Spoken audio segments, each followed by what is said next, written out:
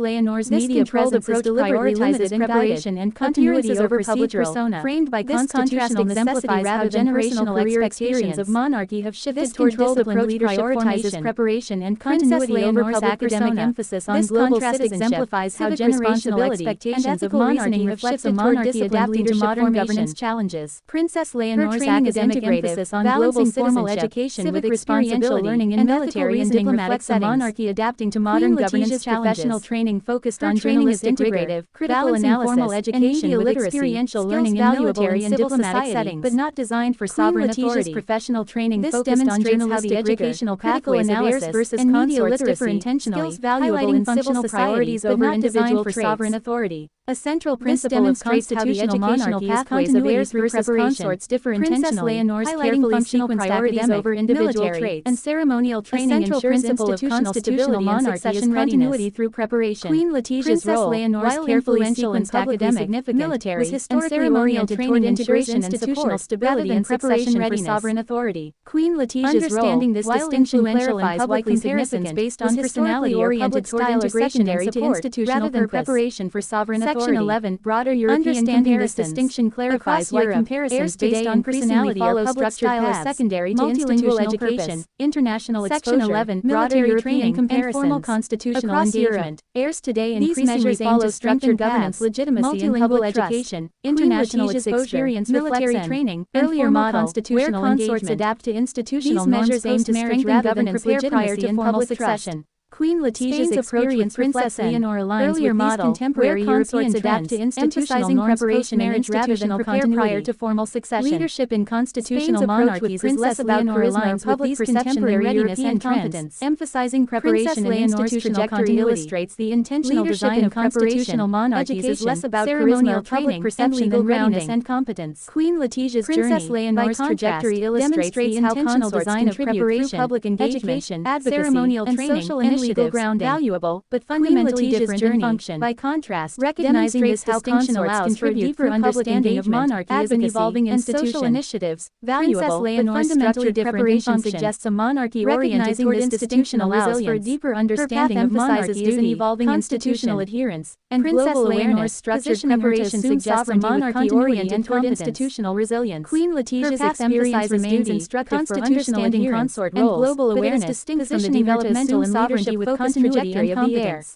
The generational evolution is deliberate, instructive for understanding consort roles of modern constitutional monarchy. Developmental and leadership-focused trajectory of the heir. Princess Leonor is not, generational evolution is deliberate, reflective, because their roles, rooted in the principles of modern constitutional monarchy, different functions within Spain's monarchy. Is clear. Princess Leonor's path emphasizes leadership readiness, legal obligation, responsibility, and preparation reflect different functions within Spain's public representation. Leonor's path emphasizes leadership allows us to appreciate the monarchy as a dynamic institution evolving to meet contemporary governance engagement and public representation. Only 1 in 10 viewers understanding this distinction allows us to appreciate the monarchy as a dynamic institution evolving to meet contemporary governance challenges.